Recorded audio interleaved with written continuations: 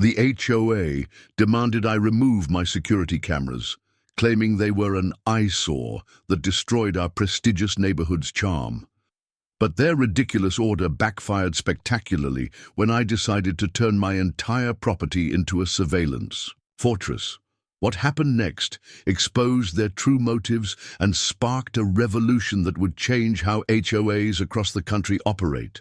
And trust me, you won't believe how this suburban power trip transformed into the biggest scandal our community had ever seen. Before we jump back in, tell us where you're tuning in from, and if this story touches you, make sure you're subscribed, because tomorrow I've saved something extra special for you. These cameras have to go immediately, Mrs. Richardson, Barbara Whitmore declared, her perfectly manicured finger pointing at my doorbell camera. The newly elected HOA president of Oakridge Estates stood on my front porch that crisp autumn morning, flanked by two other board members who seemed more interested in peering past me into my home than maintaining eye contact. Barbara's pearl necklace gleamed in the morning sun as she thrust a formal notice into my hands, her gesture dripping with the same condescension I'd seen her direct at anyone who dared plant unauthorized flowers or paint their door the wrong shade of beige. The board has unanimously decided that all visible security devices must be removed within 72 hours, she continued, smoothing her expensive blazer with an air of finality. They're creating an atmosphere of paranoia and making our community look like a prison compound. I stared at the notice, my hands trembling with a mixture of disbelief and rage. The cameras I'd installed after a string of break-ins had targeted several single women in neighboring communities weren't just for show. They were my peace of mind, my invisible guardians in a world that seemed increasingly hostile to those living alone. Barbara, these cameras are essential for my safety, I argued, trying to keep my voice steady. There have been 3 break-ins less than a mile from here in the past month alone. She raised an perfectly shaped eyebrow, her Botoxed forehead refusing to wrinkle with the motion. Sarah, dear, this is Oakridge Estates, not some common subdivision. We have a reputation to maintain. Besides, she added with a dismissive wave, that's what our community patrol is for. The same community patrol that I'd seen sleeping in their car behind the clubhouse multiple times. I bit back the retort, knowing it would only make things worse. Instead, I focused on the absurdity of the situation. The cameras were approved by the previous board just last year. What changed? Barbara's smile tightened, a flash of something. Was it anxiety? Crossing her face before she masked it with her usual air of superiority. New board, new standards. Times change, Sarah, and so must we. We're implementing a comprehensive aesthetic improvement plan, and your security measures simply don't align with our vision for a more welcoming community. As she spoke, I noticed Thomas Green, one of her board member cronies, taking particular interest in the camera positioned above my garage. His eyes darted between the device and the side gate leading to my backyard, an odd expression playing across his face. Something about his behavior set off warning bells in my mind. And if I refuse, I challenged, drawing myself up to my full height. Barbara's smile vanished entirely. Then you'll face daily fines of $200, and we'll place a lien on your property if necessary. The bylaws are quite clear about compliance with board directives. She paused, letting the threat sink in. We're doing this for everyone's benefit, Sarah. Surely you can understand that. As I watched them walk away, their heads held high like aristocrats who'd just addressed a peasant, a plan began forming in my mind. If they thought my current security setup was an eyesore, they had no idea what was coming. I wasn't about to let some power-hungry HOA board strip away my right to feel safe in my own home. They wanted to play hardball? Fine. But they were about to learn that they'd picked the wrong homeowner to bully. Little did Barbara Whitmore know, her crusade against my cameras would soon expose secrets that would rock our picture-perfect community to its core. and turn her precious aesthetic improvement plan into the biggest scandal Oakridge Estates had ever seen. Protecting my home wasn't just about following some paranoid instinct. I'd worked in cybersecurity for 15 years, and if there's one thing I learned, it's that security isn't paranoia, it's preparation. The string of break-ins targeting professional women living alone had been methodically executed, with the perpetrators somehow knowing exactly when to strike. 3 women had already lost everything, and one ended up in the hospital. I wasn't about to become the next victim. My security system wasn't just some off-the-shelf setup from the local hardware store. I'd carefully designed it after consulting with former colleagues, creating overlapping zones of coverage that left no blind spots. Each camera had night vision, motion detection, and AI-powered analytics that could distinguish between a stray cat and a potential intruder. The system had already proved its worth, catching package thieves and even helping the police identify a suspicious vehicle that had been casing houses in the neighborhood. Standing in my home office, I pulled up the security footage from the past month on my monitors. The wall of screens showed different angles of my property, the front yard with its meticulously maintained roses, all HOA-approved varieties of course, the side gates, and the backyard where I'd installed motion-activated lighting. Everything was designed to be effective while remaining as discreet as possible. I'd even painted the camera housings to match the trim of my house, going above and beyond to maintain the neighborhood's precious aesthetics. The system had cost me nearly $15,000, but it was worth every penny for the peace of mind it provided. As a single woman in her 40s who'd chosen career over marriage, I'd learned the hard way that society wasn't always kind to those who didn't follow the traditional path. The whispers and judgmental looks from some neighbors were bad enough, but the subtle implications that I was asking for trouble by living alone made my blood boil. I clicked through various camera feeds, remembering the day I'd moved into Oakridge Estates 3 years ago. The previous owner, Mrs. Henderson, had pulled me aside before the closing.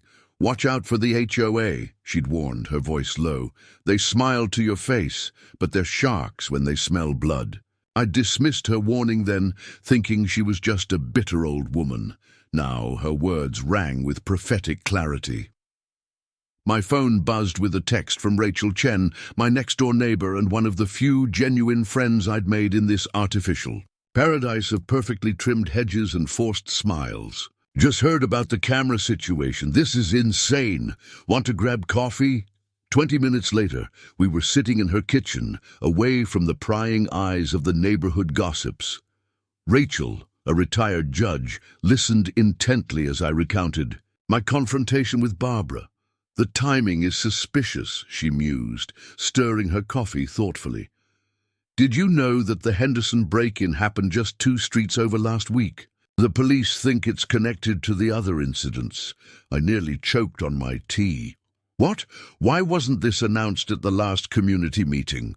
Rachel's expression darkened. "Barbara convinced the board to avoid causing unnecessary panic. They buried it in the weekly newsletter between ads for lawn care and the upcoming garden club meeting. The pieces started falling into place.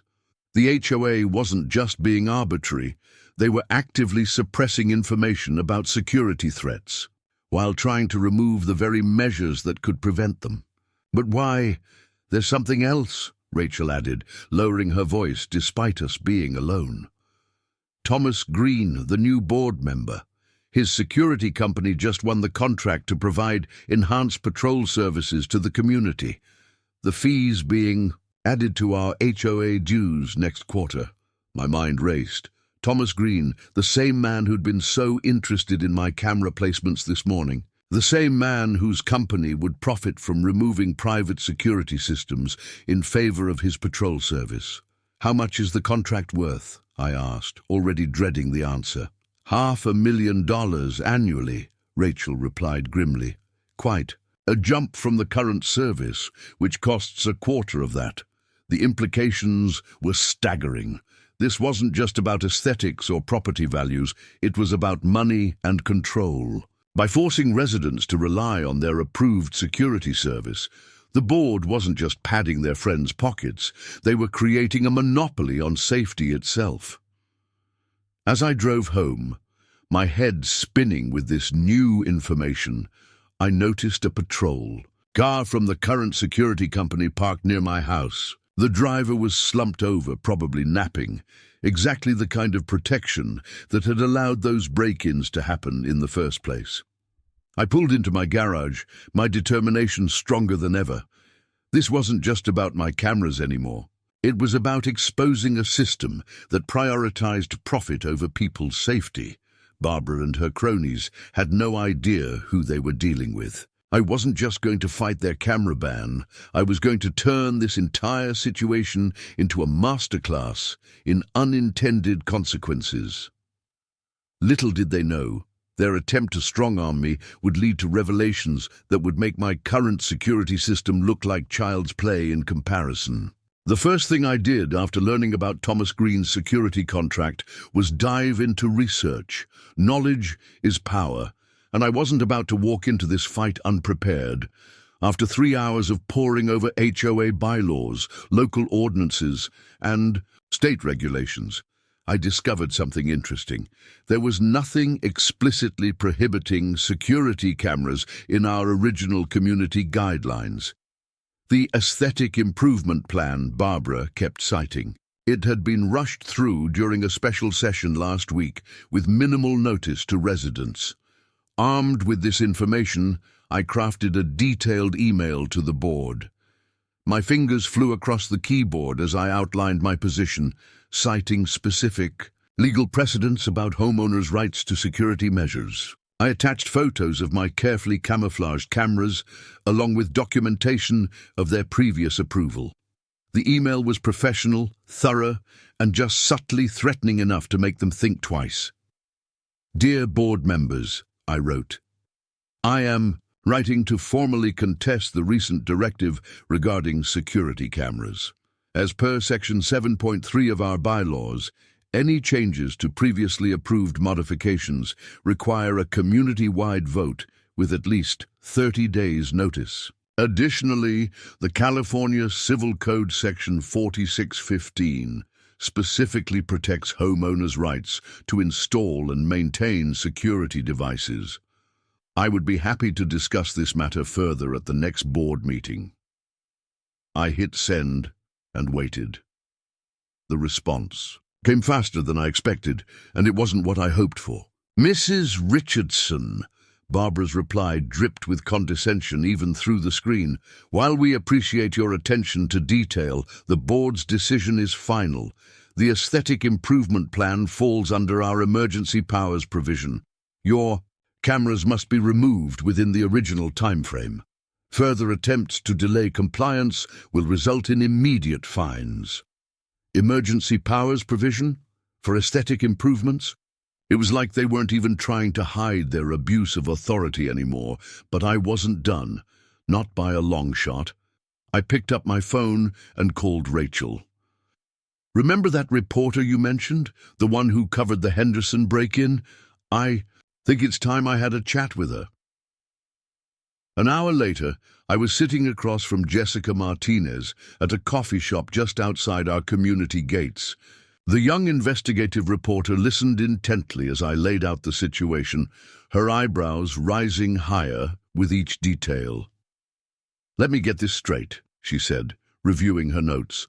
"They're forcing residents to remove personal security systems, right after a string of break-ins, while simultaneously implementing a mandatory security service run by a board member's company." Her eyes lit up with the kind of enthusiasm only journalists get when they smell a story. "And here's the kicker," I added, sliding across copies of the relevant documents. "The new security contract was approved before the camera ban was even proposed. They're creating a problem to sell their solution." Jessica nodded thoughtfully. "This could be bigger than just your community. I've heard similar complaints from other HOAs in the area. Mind if I look into it?" "Be my guest." I replied. "Just give me a few days before you publish anything. I have a plan." That evening, I attended the emergency community meeting Barbara had called to address concerns about recent security measures. The clubhouse was packed. Apparently, I wasn't the only one with questions. I sat quietly through Barbara's presentation, watching as she showed carefully selected photos of security cameras that were supposedly destroying our community's charm. When she pulled up a picture of my house, using it as an example of aggressive surveillance that makes our neighborhood feel unwelcoming, I raised my hand. Preparing and narrating this story took us a lot of time. So if you are enjoying it, subscribe to our channel. It means a lot to us. Now back to the story. Yes, Mrs. Richardson? Barbara's tone suggested she already regretted acknowledging me. I stood, making sure every resident could see me. "I have a question about the timing of these aesthetic concerns. When exactly did the board decide that security cameras were a problem? Was it before or after Mr. Green's company secured the new patrol contract?" The room fell silent. Thomas Green shifted uncomfortably in his seat, while Barbara's face turned an interesting shade of red. "That's not relevant to the current discussion," she snapped. "We're here to talk about community aesthetics." "Actually," I continued, my voice steady, "I think it's very relevant, especially considering the recent break-ins that weren't announced to the community. Break-ins that specifically targeted homes without visible security systems." Murmurs spread through the crowd. Barbara tried to regain control, but the damage was done. Other residents started speaking up, asking their own questions about the security contract, the camera ban, and the suppressed crime reports. As the meeting descended into chaos, I caught Rachel's eye across the room. She gave me a subtle nod. Phase 1 of our plan was working perfectly.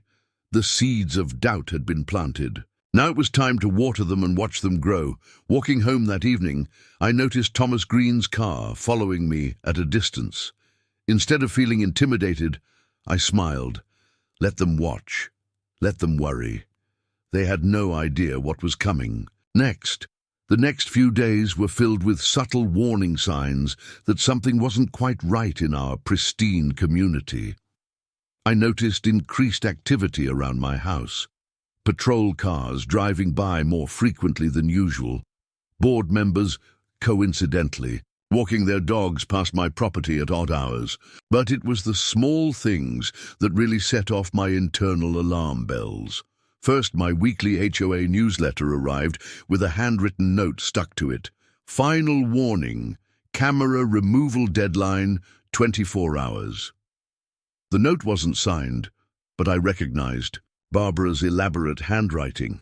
The same afternoon, I caught Thomas Green photographing my house from his car, presumably documenting my violations. When he saw me watching, he quickly drove away, but not before I noticed he was using a professional-grade camera with a telephoto lens. My security system logged 3 separate incidents of people approaching my property line after midnight, only to retreat when the motion-activated lights kicked in. The cameras caught glimpses of faces, but the footage was too grainy to make definitive identifications. Still, the pattern was clear.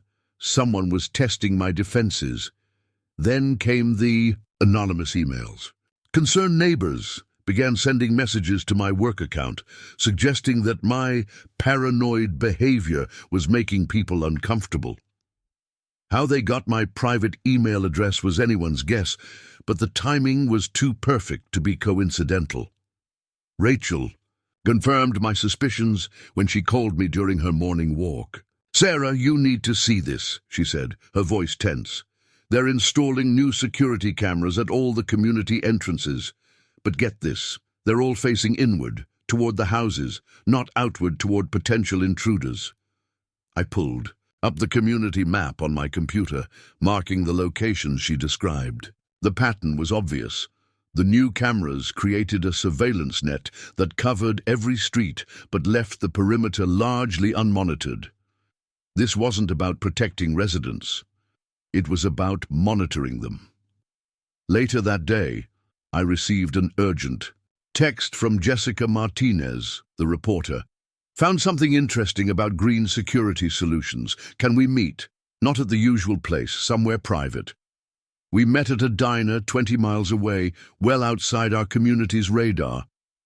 Jessica looked nervous, constantly checking her phone and glancing around the restaurant. Your HOA board isn't the only one working with Green's company, she explained, sliding a folder across the table.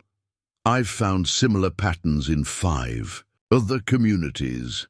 First, they banned private security systems, citing aesthetic concerns. Then they implement mandatory patrol services at inflated prices. But here's where it gets interesting. She pulled out a series of photographs showing break-ins at various properties. In each community, there was a spike in burglaries right after the camera bans went into effect. The targets? Always homes that had recently removed their security systems. My blood ran cold as I examined the evidence. The break-ins weren't random. They were coordinated. Someone was using the HOA's authority to create vulnerable targets. There's more, Jessica continued, lowering her voice.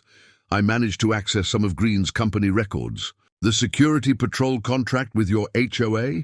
It's just the tip of the iceberg. They're also collecting and selling data, surveillance footage, resident movements, daily patterns. It's all being packaged and sold to marketing firms. As I drove home, my mind raced with implications. This wasn't just about aesthetic control or even simple corruption. It was an organized scheme to exploit homeowners on multiple levels. First, force them to remove their private security. Then, make them pay for inadequate protection. Finally, profit from their personal data. Pulling into my driveway, I noticed something odd about my mailbox. It was slightly ajar, though I distinctly remembered closing it that morning. A quick check of my camera footage showed someone had tampered with it while I was gone, but they'd been careful to stay just out of frame. Inside, I found my mail had been rifled through. Nothing was missing, but the message was clear. They wanted me to know they could get to me any time they wanted. They were trying to intimidate me into compliance. That night, as I reviewed all the warning signs and pieces of evidence, a plan began to form. They thought forcing me to remove my cameras would make me vulnerable. Instead, it was going to be their biggest mistake. I opened my laptop and began typing an email to Rachel. Time for phase 2. Are you ready to help me turn this whole situation upside down? Her response was immediate. Just tell me what you need. The game was about to change, and Barbara's precious HOA board had no idea what was coming.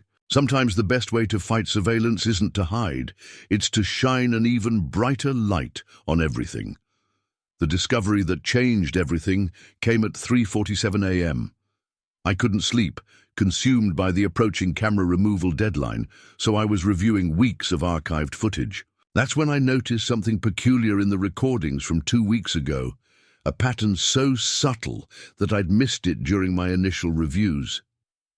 Every Thursday night, like clockwork, a black SUV with tinted windows would circle the neighborhood. Between 2 a.m.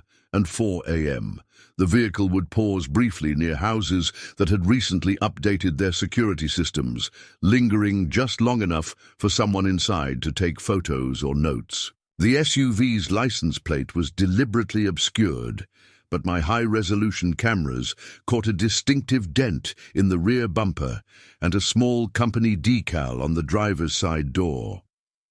I zoomed in on the grainy footage, enhancing it frame by frame. The decal became clearer. It was the same logo as Green Security Solutions. But what really made my heart race was what I saw next. During one pass, the passenger window rolled down slightly, and there was Thomas Green himself, accompanied by someone whose face I couldn't quite make out, but their silhouette was unmistakably familiar. Digging deeper into my archives, I found more. The SUV's appearances coincided perfectly with the dates of recent break-ins in neighboring communities.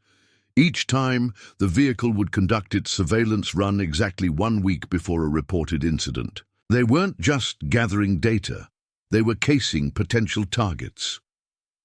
I immediately began cross-referencing the footage with the documents Jessica had shared. The pattern was undeniable.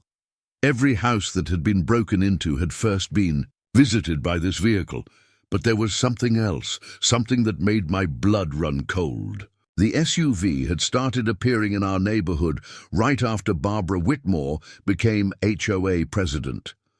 Working through the night, I created a detailed timeline. The first sighting of the SUV coincided with the week Barbara took office. The camera ban proposal came 3 weeks later, and now Green Security Solutions was poised to take over community security just as residents were being forced to remove their private systems. But the real bombshell came when I started analyzing the SUV's route. It wasn't random. The vehicle always started its rounds from the same place, the community clubhouse parking lot. Someone was letting them in through the secured gate, bypassing the regular entrance where their license plate would be recorded. I pulled up the clubhouse security logs using the resident portal access I had as a homeowner. Sure enough, there were gaps in the entry records during those exact timeframes. Someone with administrative access was deleting the evidence. My hands shaking, I downloaded everything I could find. Access logs, security reports, maintenance records, anything that might help build the case. That's when I noticed something odd about the HOA's financial records. The aesthetic improvement plan had been rushed through with minimal discussion, but the budget allocation told a different story. Funds had been set aside for the new security contract months before the camera ban was even proposed. I was so engrossed in my investigation that I almost missed the sound of a car door closing outside. My security system's alert chimed softly. Motion detected in the front yard. The cameras showed 2 figures approaching my house, moving with practiced stealth. They were dressed in dark clothing, their faces obscured by caps pulled low. Instead of calling the police immediately, I watched through my monitors as they began examining my security setup. One of them was taking photographs, while the other made notes on a tablet. They were methodical, professional. This wasn't random vandalism or a burglary attempt. They were conducting a security assessment. Just as I reached for my phone to call 911, one of them looked directly into a camera and removed his cap. It was Thomas Green's head of security operations, the same man I'd seen at the last HOA meeting. The other figure remained hidden, but their bearing and movement seemed eerily familiar. I quickly backed up all the footage to my secure cloud storage. This wasn't just about protecting my property anymore. I had stumbled onto something much bigger. The camera ban, the break-ins, the suspicious surveillance, it was all connected in a way that went far beyond simple HOA overreach. As I watched the 2 figures retreat to their vehicle, not the black SUV this time, but an unmarked white van, I knew I had to move quickly. They would be back, and next time they wouldn't just be doing reconnaissance. The 72-hour deadline was approaching, but now I had something they didn't expect. Proof of their operation. I sent a secure message to Rachel. Found it.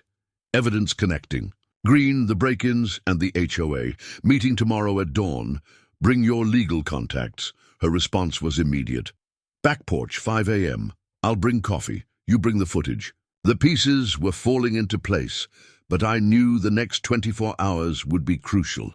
They thought forcing me to remove my cameras would cover their tracks. Instead, they had just given me exactly what I needed to expose their entire operation. I decided to confront Barbara directly with my evidence before taking it further. Not because I expected her to confess, but because I wanted to see her reaction. I needed to confirm my suspicions about her involvement. The next morning, I marched straight to her pristine colonial-style house, armed with a tablet containing select clips from my security footage. "Barbara," I called out, catching her as she was watering her prized hydrangeas. "We need to talk about your friends from Green Security Solutions and their late-night visits to our neighborhood." She nearly dropped her watering can, water splashing onto her designer gardening clogs. For a split second, her carefully maintained facade cracked, revealing a flash of genuine fear before she composed herself.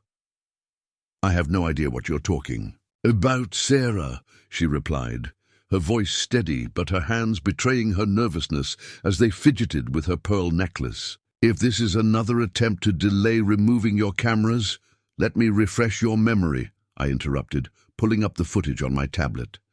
"This is from last Thursday night.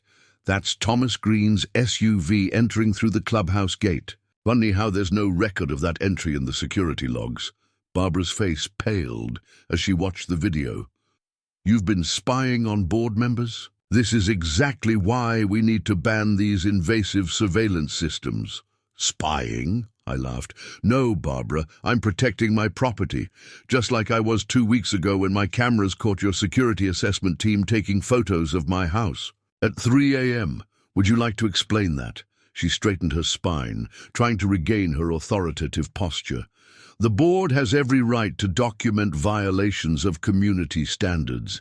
If you're suggesting something improper—" "I'm not suggesting anything," I cut in. "I'm telling you that I have evidence linking Green Security Solutions to a pattern of suspicious activity in our neighborhood and others. Activity that coincidentally started right after you became president." For the first time since I'd known her, Barbara looked genuinely rattled. She glanced around nervously, as if worried someone might overhear us. "Sarah, you're making dangerous accusations without understanding the full picture. Perhaps we could discuss this privately, come to some sort of arrangement?" "An arrangement?" I raised an eyebrow. "Like the arrangement you have with Thomas." "Green, you don't understand what you're dealing with," she hissed, dropping all pretense of civility. "The board has significant legal resources at its disposal. If you continue spreading these ridiculous conspiracy theories—" "They're not theories when I have video evidence," I interrupted. "And it's not just my cameras. I know about the break-ins in other communities after their camera bans. I know about the data collection and sales. I know everything, Barbara." She took a step closer, her voice dropping to a whisper. "Think very carefully about your next move, Sarah. Accidents happen to people who don't know how to mind their own business. It would be a shame if something happened to your house while you were at work." I held up my phone, recording. "Was that a threat, Barbara? Would you like to clarify that statement?" She recoiled as if slapped, suddenly aware of her mistake. "This conversation is over. Remove your cameras by the deadline, or face the consequences." She turned sharply, nearly tripping over her garden hose in her haste to retreat inside. I watched her hurry away, noting how her hands shook as she fumbled with her front door keys. The confrontation had confirmed everything I suspected and more. Barbara wasn't just complicit in the scheme. She was actively involved in the intimidation tactics. As I walked home, I received a text from an unknown number. "Last chance to comply. Some things are better left unexposed," I smiled, taking a screenshot of the message. "They thought they were threatening me, but they were just adding to my collection of evidence. Every move they made only strengthened my position. Back in my home office, I added the recording of my conversation with Barbara to my growing file of evidence. Her threat, though veiled, was exactly what I needed. Proof that the board was using intimidation to enforce their illegal policies. I sent a quick message to Jessica. "Got it. Verbal confirmation of threats and intimidation. Ready when you..." And the response came immediately. "Story's almost ready. One more piece needed. Can you hold off on the cameras until tomorrow? I have a feeling they're going to make a move tonight." I looked at my security monitors, watching as a patrol car from Green Security Solutions drove slowly past my house for the third time that hour. They were watching, waiting for me to comply with their deadline. But I had a different deadline. in mind, the one where their entire operation would be exposed. Let them watch. Let them think they had me backed into a corner. Tonight would prove just how wrong they were. The HOA's retaliation came swiftly and aggressively. By that afternoon, a thick envelope had been hand-delivered to my door. Inside was not just a formal violation notice, but a complete list of escalating penalties that would be imposed if I failed to comply with the camera removal order. Effective immediately, the notice read, the following sanctions will be applied. Daily fines of $500, increased from the original $200. Immediate revocation of all community privileges, suspension of voting rights in HOA matters, placement of a lien on the property, potential legal action for continued non-compliance. The document was signed by the entire board, their signatures lined up like soldiers in formation. But what caught my eye was the additional note at the bottom, written in Barbara's unmistakable handwriting. The board is prepared to pursue all available remedies, including forced compliance through court order. I was reviewing the document when my phone buzzed with an alert from my banking app. My HOA auto payment had been rejected. Logging into my account, I discovered they had retroactively applied fines dating back to their first warning, attempting to withdraw over $3,000 from my account. A second envelope arrived an hour later, this one from Green Security Solutions. It was a mandatory security assessment notice, claiming they needed to inspect my property for potential vulnerabilities in preparation for their new community-wide security protocol. The inspection was scheduled for tomorrow morning, conveniently. Coinciding with the camera removal deadline, Rachel called just as I was photographing the notices for evidence. Sarah, you need to check your email. They've gone nuclear. The HOA had sent a community-wide email blast about ongoing security concerns. Without naming me directly, they described a problematic resident whose unauthorized surveillance was creating serious privacy issues for neighbors. They even suggested that my cameras might have captured sensitive information about residents' daily routines, presenting me as the very threat I was trying to expose. They're trying to turn the neighborhood against you, Rachel said, her voice tight with anger. Barbara's been going door to door, telling people your cameras have been hacked and that their personal information might be compromised. I pulled up my security feeds, watching as groups of neighbors gathered in small clusters on the street, casting worried glances at my house. Barbara had orchestrated a perfect smear campaign, using people's privacy fears to distract from her own surveillance scheme. The final blow came in the form of a certified letter from a prestigious law firm representing the HOA. The language was carefully crafted, full of legal jargon and veiled threats. They demanded not just the removal of my cameras, but also access to all stored footage to ensure proper deletion of unauthorized surveillance materials. They're in panic mode, Jessica commented when I forwarded her the documents. This kind of aggressive escalation means we're close to something big. Have you checked the names on that law firm's letterhead? I looked more closely at the firm's partners. One name jumped out, Gregory Green, Thomas Green's brother. The connection was right there in black and white.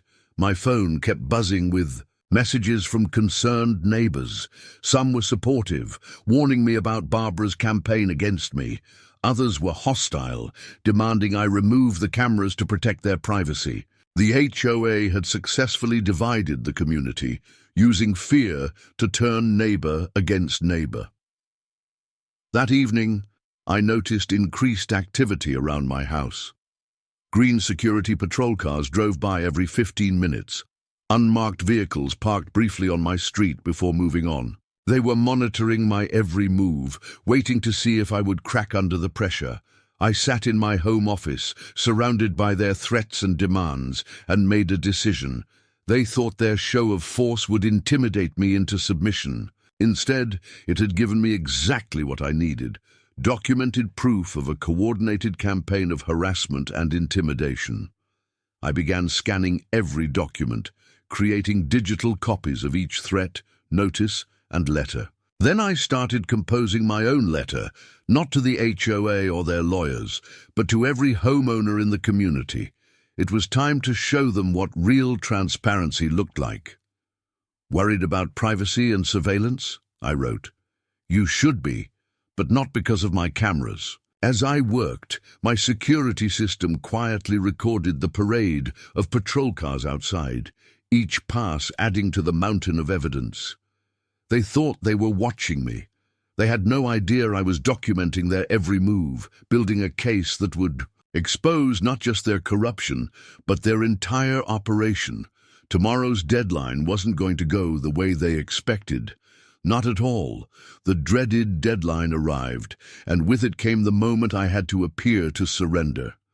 At exactly 9 a.m., as specified in their final notice, I began the process of removing my visible security cameras. Barbara and Thomas Green stood at the end of my driveway, watching with poorly concealed satisfaction as I climbed the ladder to take down the first camera. "Make sure you get all the wiring too," Thomas called out, not even trying to hide his smirk. "We'll need to inspect the mounting points to ensure complete removal." I felt naked, exposed, as each camera came down. The process took nearly 2 hours, partly because I was being deliberately methodical, and partly because a small crowd of neighbors had gathered to watch. Some looked concerned, others triumphant. Barbara orchestrated the whole spectacle like a conductor, pointing out spots I might have missed and loudly proclaiming how much better the neighborhood would look now. "Don't forget the doorbell camera, Mrs. Richardson," she chirped, her voice sickly sweet. "We wouldn't want any oversights." By noon, my house looked completely unprotected. The visible security system that had given me such peace of mind was gone, leaving only bare mounting brackets and empty spaces where the cameras had been. The vulnerability was overwhelming, even though I knew what was really going on. That afternoon, Green Security Solutions wasted no time installing their new community-approved surveillance equipment at the street corners. I watched from behind my curtains as they positioned their cameras, all strategically aimed to monitor resident activities rather than potential outside threats. The HOA sent out an immediate email celebrating the restoration of our community's aesthetic harmony and announcing increased patrols by Green Security. They even attached before and after photos of my house, using it as an example of their successful beautification initiative. That night was the hardest. Every sound made me jump. Every passing car seemed threatening. The darkness felt oppressive without my usual security feeds to check. I paced my house, checking locks repeatedly, feeling exactly as vulnerable as they wanted me to feel. Around midnight, I heard footsteps on my front porch. Through the peephole, I could make out 2 figures in green security uniforms conducting what they would later call a routine property check. They spent an unusually long time examining my windows and door frames, clearly looking for any cameras they might have missed. I received a text from Barbara at 1 a.m. "See, isn't the neighborhood so much more beautiful now? Sleep well, Sarah." The psychological warfare was obvious. They wanted me to feel helpless, exposed, at their mercy. And if I didn't know what, I knew if I hadn't prepared for this moment, it might have worked. Rachel called early the next morning, her voice tense. "They're saying your cameras were illegally recording children at the community pool. Barbara's telling everyone she had to act to protect the kids. It's getting ugly, Sarah." I expected this kind of escalation. They weren't content with just removing my security. They needed to destroy my reputation too, make me look like the threat, turn the entire community against me so no one would believe whatever I might say next. By midday, I'd received dozens of angry emails from neighbors. Some called me a perverted voyeur. Others demanded I move out of the neighborhood. The HOA's smear campaign was working perfectly. They'd managed to transform me from a concerned homeowner into a community pariah overnight. That evening, I sat in my darkened home office, watching through my window as green security patrols circled. My house like sharks. The vulnerability was palpable, suffocating. Everything I'd feared about being left unprotected seemed to be coming true. Thomas Green's SUV drove by slowly, and I could see him clearly in the driver's seat, speaking into a phone. He looked directly at my window and smiled. The smile of a predator who thought his prey was cornered. But as I sat there in the darkness, feeling their eyes on my house, I allowed myself a small smile too. Because what they didn't know, what they couldn't know, was that this was exactly what I had planned for. Sometimes you have to appear to lose in order to win. Sometimes you have to let them think they've stripped away all your defenses. To show just how defenseless they really are, they thought they'd won. They thought they'd broken me. They had no idea what was coming next. Tomorrow would change everything. Let them celebrate their victory tonight. Let them think they'd succeeded in leaving me exposed and vulnerable. Their overconfidence would be their undoing. In the darkness, I whispered to myself, "You wanted my cameras gone? Be careful what you wish for." With my visible security system dismantled, Barbara and her cronies became increasingly bold. Their actions over the next 48 hours proved just how confident they'd become in their perceived victory. The escalation was immediate and aggressive, exactly as I'd anticipated. The first incident occurred at 2 a.m., when two figures from Green Security conducted what they called a perimeter check of my property. Their flashlights lingered on my windows, and they spent an unusually long time examining the spots where my cameras had been mounted. Through my bedroom window, I watched them methodically document every entry point of my house, taking photos and making notes on their tablets. Dawn. Their patrol car had passed my house 17 times. I kept count. Each time they drove slower, more deliberately, making sure I noticed their presence. It wasn't protection, it was intimidation, pure and simple. Later that morning, I discovered my mailbox had been tampered with again. This time, they didn't even try to be subtle about it. Letters were clearly opened and hastily resealed. My latest bank statement was missing entirely. When I called the Postal Service to report mail tampering, I was told they'd already received a complaint about me. Apparently, someone had accused me of running an illegal business from my home and receiving suspicious packages. Barbara took her victory lap around the neighborhood, proudly leading potential new HOA board members on a walking tour. I could hear her voice clearly as they passed my house. And here's our recent success story, a perfect example of how proper enforcement of community standards protects everyone's property values. The group stopped directly in front of my property, and Barbara launched into a detailed explanation of how my aggressive surveillance system had been threatening children's privacy and destroying community trust. She painted herself as a hero who had stood up to a dangerous element in the neighborhood. The prospective board members nodded appreciatively, completely buying into her narrative. That afternoon, Thomas Green himself paid me a visit, accompanied by two of his security officers. His knock was unnecessarily loud, authoritative. "Mrs. Richardson," he began when I opened the door, his voice dripping with false concern. "We've received reports of suspicious activity around your property since you've wisely removed your unauthorized surveillance equipment. We'd like to offer you our premium security package at a special rate, of course." The special rate was 3 times what I'd been paying for my own system. When I declined, his friendly demeanor slipped slightly. I should mention that our patrols can't prioritize properties that aren't part of our comprehensive security network. It would be unfortunate if anything were to happen while you're unprotected. That night, the intimidation reached new levels. Cars would stop in front of my house, headlights blazing through my windows for long minutes before moving on. Strange sounds came from my backyard, footsteps, whispered conversations, the occasional flash of a light. They were testing my reactions, seeing if I would call the police. Around midnight, I heard the distinct sound of someone trying to open my back door. I waited, heart pounding as they manipulated the lock. Just when I thought they might actually break in, a green security patrol car drove by with its spotlight sweeping the area. The person at my door quickly retreated. It was a perfectly choreographed scene. Create the threat, then arrive just in time to prevent it. They were showing me what could happen without their protection.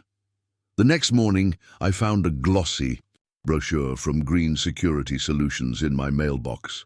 The cover showed a peaceful suburban home surrounded by their security cameras. Inside was a handwritten note. It's not too late to make the right choice. Special offer expires soon. Barbara's daily power walk took her past my house 3 times that morning, each time with a different group of neighbors. I could hear snippets of her conversations. Such a shame about Sarah, always seemed unstable, filming people without consent. Thank goodness the board took action. By the end of the second day, the psychological pressure was intense. Every car door slamming made me jump. Every shadow in my yard looked threatening. The constant parade of patrol cars felt less like security and more like circling vultures. But what they didn't know, couldn't know, was that their increasing boldness was playing right into my hands. Each act of intimidation, each thinly veiled threat, each abuse of power was being meticulously documented. They thought they were watching me, but I was the one gathering evidence. Their overconfidence had made them sloppy. They weren't even trying to hide their connections anymore. Thomas Green's SUV was now openly parked in Barbara's driveway during their strategy meetings. Board members were freely discussing their financial arrangements in front of others, assuming no one would dare challenge them now. They thought they'd won. They thought I was defenseless. Their victory celebration was about to turn into something very different indeed. As I watched another patrol car cruise by my house, I smiled in the darkness. Let them think they had me cornered. Let them escalate their intimidation.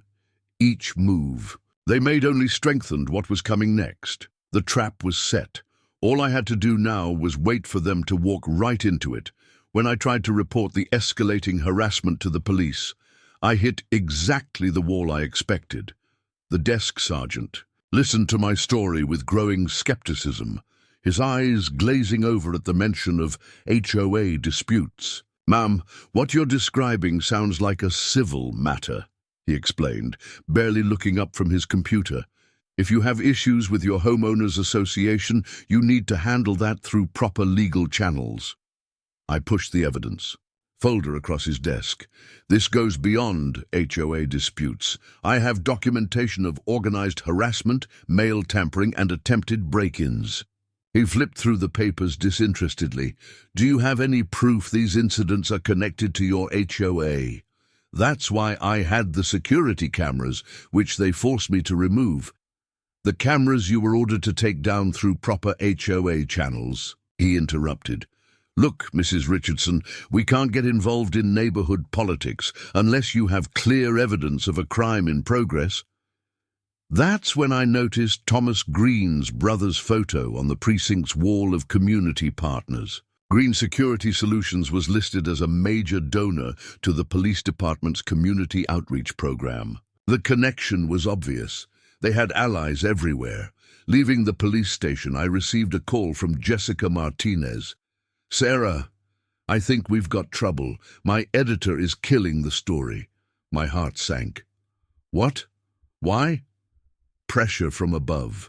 Apparently, Green Security Solutions is a major advertiser, and their lawyer sent some pretty threatening letters. But that's not the worst part." She lowered her voice. "Someone broke into my apartment last night. My laptop with all the research was stolen. Nothing else was touched." I gripped my phone tighter. "Are you okay?" "I'm fine, but I'm scared, Sarah. These people, they're not just corrupt HOA board members. This is organized, professional. I'm backing off the story." I couldn't blame her. The system that was supposed to protect us, police, media, local, Government was either compromised or too afraid to help. We were on our own. Walking to my car, I noticed a green security patrol vehicle following me. They weren't even trying to be subtle anymore. The driver spoke into his radio as he watched. Me, probably reporting my failed attempt to get police involvement. Back home, I found 3 voicemails from Barbara. Each one was more condescending than the last, expressing concern about my paranoid behavior and suggesting I seek professional help. The final message included a thinly veiled threat. The board is worried your unstable actions might pose a risk to the community. We'd hate to have to take more serious measures. Rachel called next, her voice tense. Sarah, they're claiming you violated federal privacy laws with your cameras. They're threatening to report you to the FBI if you don't. Sign some kind of confession and agreement. What kind of agreement? Basically, you'd admit to illegal surveillance, agree to never install security cameras again, and release the HOA and green security from any liability. In exchange, they won't press charges. It was a trap, designed to discredit me completely. If I signed, any evidence I had would be worthless. Who would believe a self-confessed criminal? That evening, I sat in my dark house, watching green security patrol cars circle like sharks. The HOA had cut off my access to the community website. My gym key card had been deactivated. Neighbors crossed the street to avoid me. I was being systematically isolated. Even Rachel was starting to waver. Maybe we should back off, she suggested, during our last call. These people, they have too much power, too many connections. We're just 2 people against an entire system. She was right about one thing. We were up against a system. But she was wrong about backing off. Sometimes, when the system is corrupt, the only way to fight it is to let it think it's won. Let it get comfortable, overconfident, sloppy. As I watched another patrol car pass my house, its headlights sweeping across my windows, I thought about Jessica's stolen laptop, the police's indifference, the threatening letters, the isolation tactics. They thought they were showing their power. Instead, they were revealing their desperation. Every system, no matter how corrupt, has its weak points. Every organization, no matter how careful, makes mistakes when it gets too confident. They thought they had blocked all my options, cut off all my support, left me defenseless. But they had overlooked one crucial detail. When you take away someone's every legitimate avenue for justice, you don't always make them powerless. Sometimes you just force them to get creative. Looking at my blank security camera mounts, I smiled. They wanted my cameras gone? Fine. They had no idea what I had planned instead. Rachel might have been wavering, but I had one ally who never lost faith. My neighbor Marcus Chen, Rachel's husband and a retired electronics engineer. When I explained my situation and my plan, his eyes lit up with the kind of enthusiasm only a true tech geek could muster. They wanted your obvious cameras gone? He chuckled, pulling boxes of equipment from his garage workbench.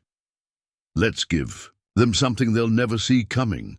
Over the next 3 days, Marcus and I worked in secret, mostly at night when the green security patrols were at their most predictable.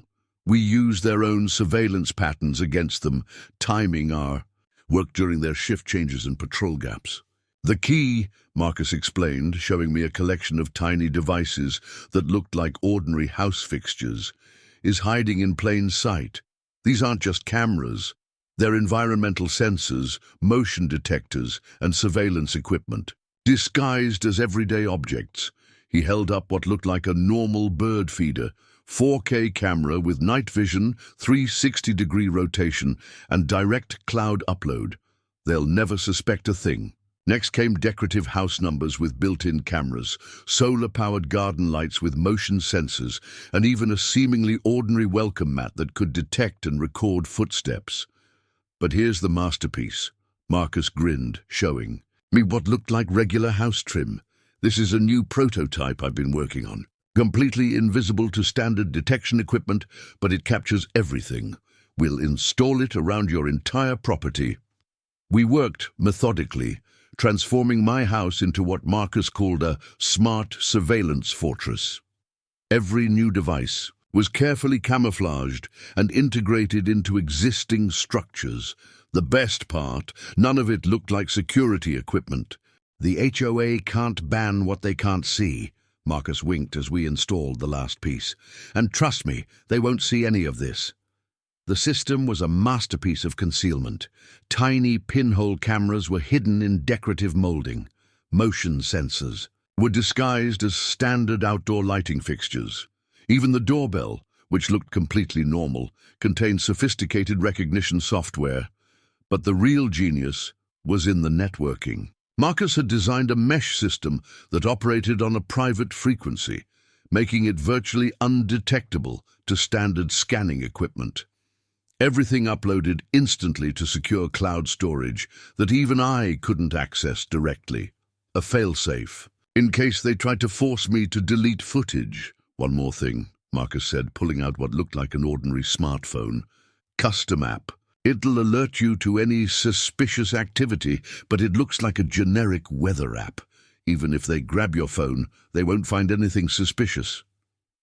By the third night, my property had more surveillance coverage than ever before, but you'd never know by looking at it. The visible cameras were gone, replaced by something far more sophisticated and completely undetectable.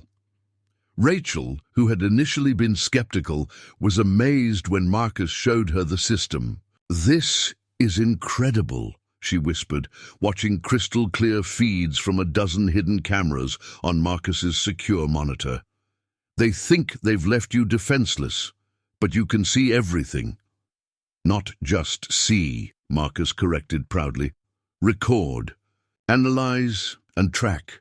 The AI can identify suspicious patterns, recognize faces, even detect unusual behavior. If anyone tries anything, we'll have it all documented." The next morning, Barbara did her usual walk-by inspection of my house, probably checking to make sure I hadn't reinstalled any visible cameras. I watched her on my hidden feed, suppressing a smile as she smugly noted the empty camera mounts. Thomas Green's security team did their own sweep later that day, using handheld detection equipment to check for any surveillance devices. They found nothing, of course. Marcus's system was invisible to their commercial-grade scanners.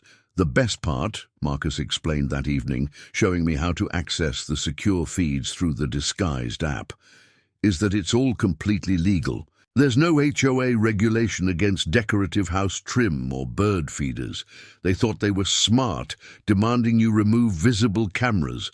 All they did was push us to create something better. As we watched Green Security's patrol car make another. "Pass by my house," Marcus grinned. "They think they're watching you. They have no idea you're watching them watching you." For the first time since this all began, I felt truly in control. Let them think they'd won.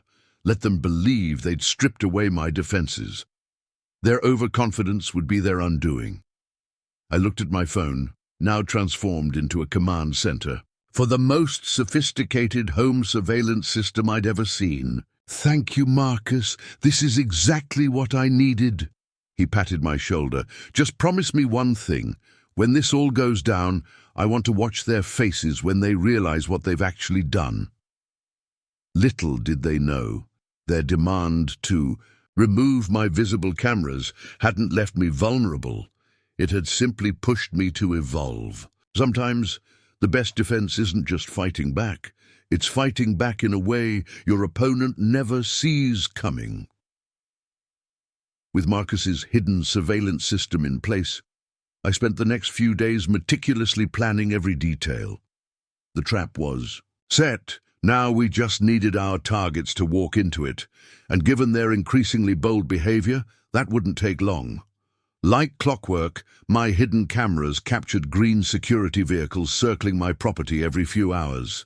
But now, thanks to Marcus's high-resolution equipment, we could see much more than just patrol patterns. We caught clear footage of them photographing my house, testing my doors and windows during their security checks, and conducting what appeared to be detailed surveillance of their own. The breakthrough came on a Wednesday night. At exactly 2:17 a.m., my phone buzzed with an alert from Marcus's disguised app.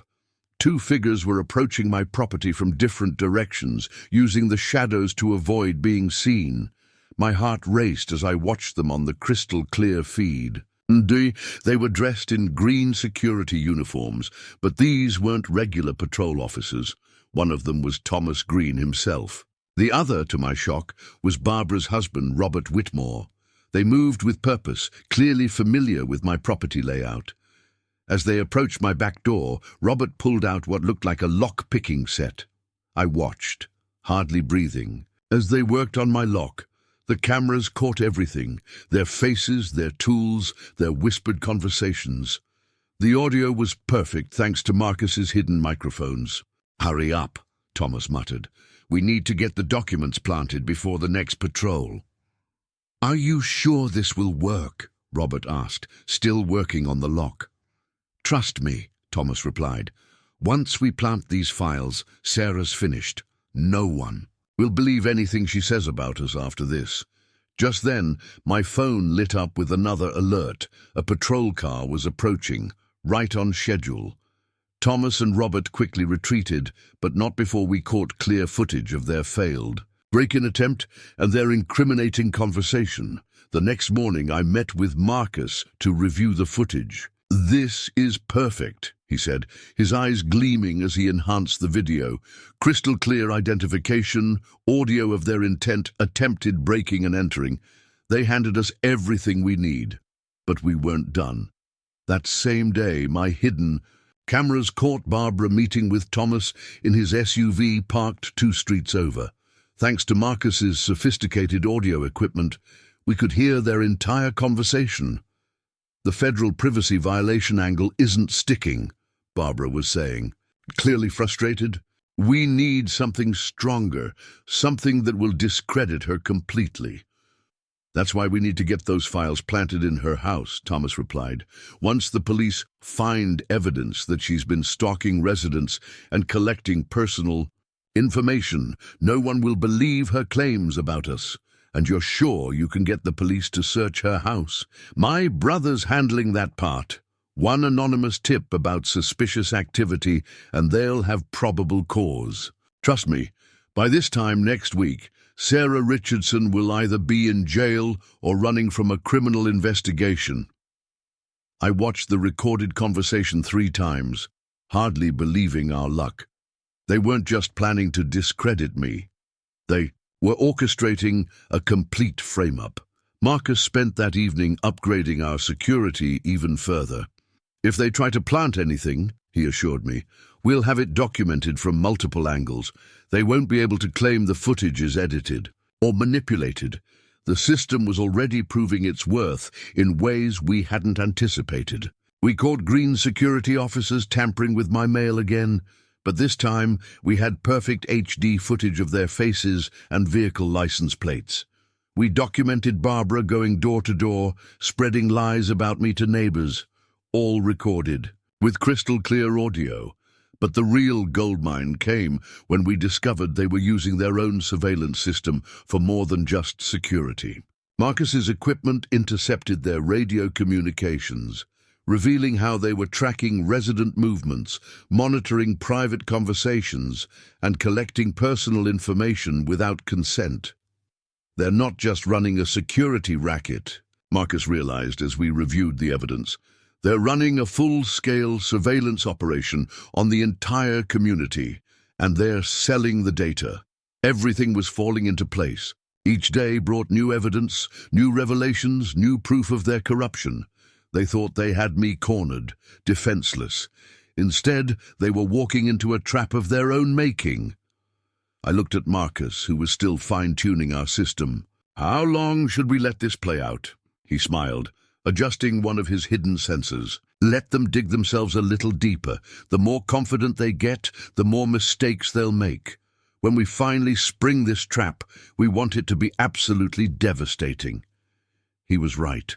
We had them dead to rights, but patience would make our case even stronger.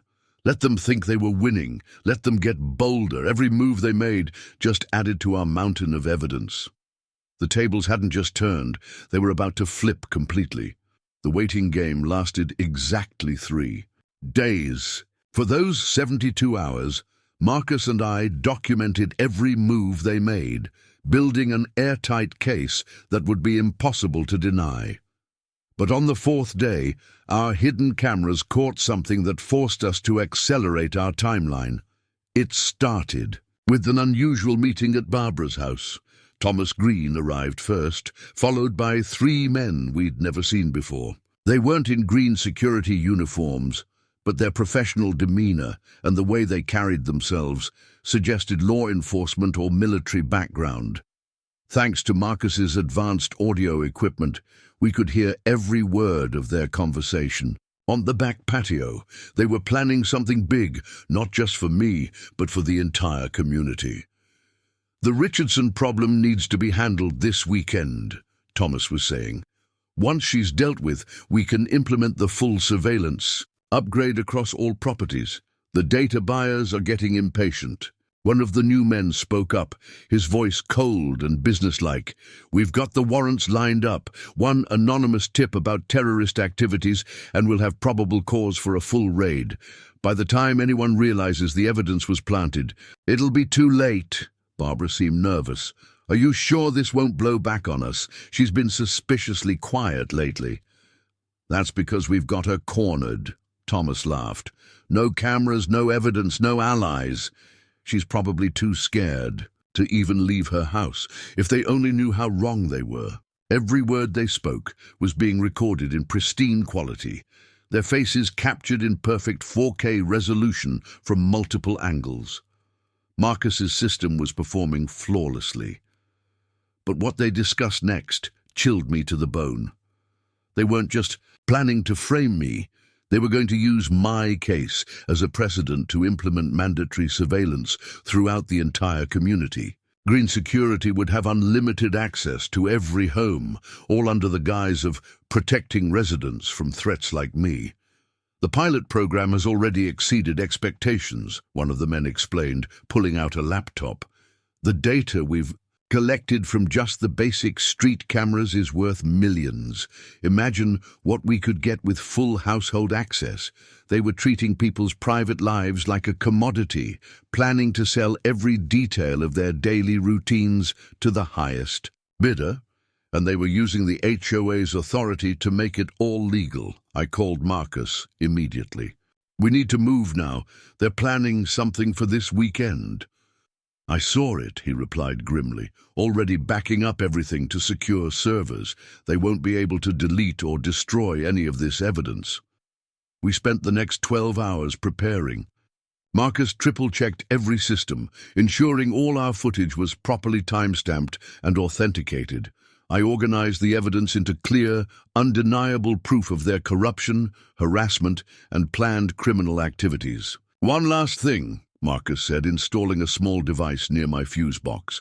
"If they tried to cut your power to disable security systems, this backup will kick in automatically. They won't even know it's running." That night, my hidden cameras caught them doing their final reconnaissance. Green security patrols circled my house every 15 minutes. Unknown vehicles drove by slowly, their occupants scanning my property. They were preparing for something big. I barely slept, watching their movements on Marcus's secure feeds. They were like sharks circling their prey, completely unaware that their every move was being documented in perfect detail. At dawn, I noticed increased activity around Barbara's house. Multiple green security vehicles arrived, along with unmarked cars carrying the men from yesterday's meeting. They were gathering for something.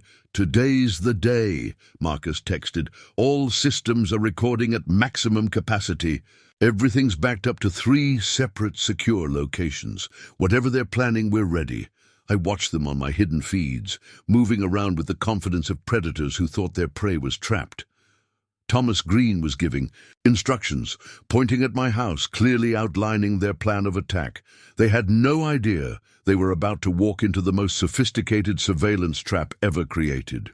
Every step they took, every word they spoke, every action they planned was being recorded with a level of detail that would make their own security systems look like children's toys. The trap was set. All the evidence was secure. Now we just had to wait for them to make their move. As I watched them prepare for whatever they had planned, I couldn't help but smile. They thought removing my visible cameras had left me defenseless. Instead, it had led to the creation of something far more powerful, an invisible net that would catch them all. The final act was about to begin, and this time I had front row, seats to their downfall. Their plan began to unfold at exactly 8:47 a.m. The first sign was a green security vehicle pulling up directly in front of my house, lights flashing. 2 officers approached my front door, while others began establishing a perimeter around my property. Through Marcus's hidden cameras, I could see Barbara and Thomas Green watching from across the street, trying to maintain poker faces. The pounding on my door was aggressive, authoritative. "Mrs. Richardson, this is Green Security. We have reports of suspicious activity and need to conduct an immediate inspection." I watched them on my hidden feeds, 6 men in total, all positioned strategically around my house. 2 more unmarked. Vehicles pulled up, and I recognized the men from yesterday's meeting at Barbara's house.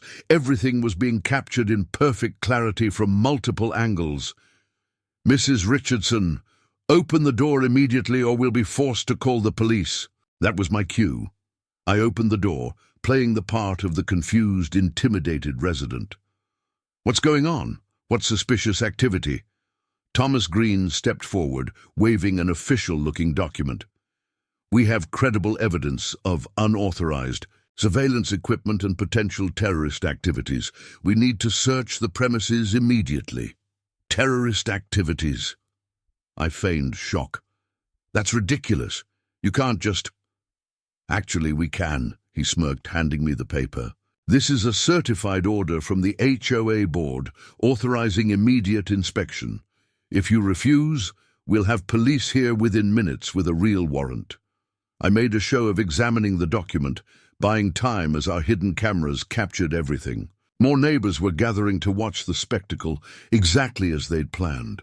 Barbara was already moving among them, whispering her version of events. "Fine," I said finally, stepping aside, "but I want to record this inspection." "No recordings," Thomas snapped. "Your surveillance privileges have been permanently revoked." Remember, they swept into my house like they owned it, spreading out efficiently. Through my phone, I could watch their every move on Marcus's hidden cameras. They went straight for the spots where they planned to plant their evidence, not even pretending to conduct a real search. One man headed directly to my home office, pulling a manila envelope from his jacket. Another made a beeline for my bedroom, with a small package. They weren't even trying to be subtle anymore. They thought they had complete control of the situation. "Well, well, what do we have here?" Thomas called out theatrically, loud enough for the gathering crowd outside to hear. He emerged from my office holding the envelope his man had just planted. "Mrs. Richardson, would you care to explain these documents?" I played dumb. "What documents? I've never seen those before." He opened the envelope with dramatic flair, spreading papers across my dining room table, detailed surveillance logs of resident activities, personal information, financial records. "You've been spying on the entire community." The performance was for the neighbors watching through the windows. I could hear their gasps and murmurs. Barbara was out there orchestrating the reaction, making sure everyone saw what they wanted them to see. "This is absurd," I protested, watching as more evidence was miraculously discovered throughout my house. "You're planting that stuff," Thomas laughed. "And I suppose we also planted this." He held up a hard drive his team had found in my bedroom. "I wonder what the police will find on here." "Green Security takes resident privacy very seriously, Mrs. Richardson. This kind of unauthorized surveillance is a serious federal crime." The whole operation took less than 15 minutes. By the end, they had discovered enough planted evidence to destroy my reputation and probably put me in jail. Thomas made sure to announce each find loudly enough for the audience outside to hear. "I'm calling the police," he declared finally, pulling out his phone. "This is exactly the kind of threat we've been warning the community about." I watched him dial, fighting to keep the smile off my face. Everything had played out exactly as we'd expected. Multiple hidden cameras had captured the entire performance in perfect detail. Them planting evidence, their coordinated movements, even their whispered conversations about where to put each piece.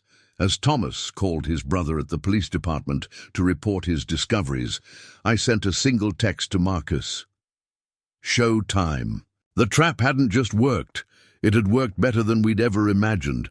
They had staged their takedown in front of dozens of witnesses, documented their own crimes from multiple angles, and handed us everything we needed to expose their entire operation.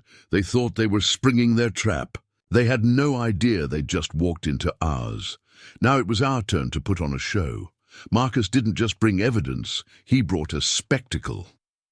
At exactly 9:15 a.m., as Thomas Green was finishing his theatrical call to the police, 3 unmarked vans pulled up outside my house.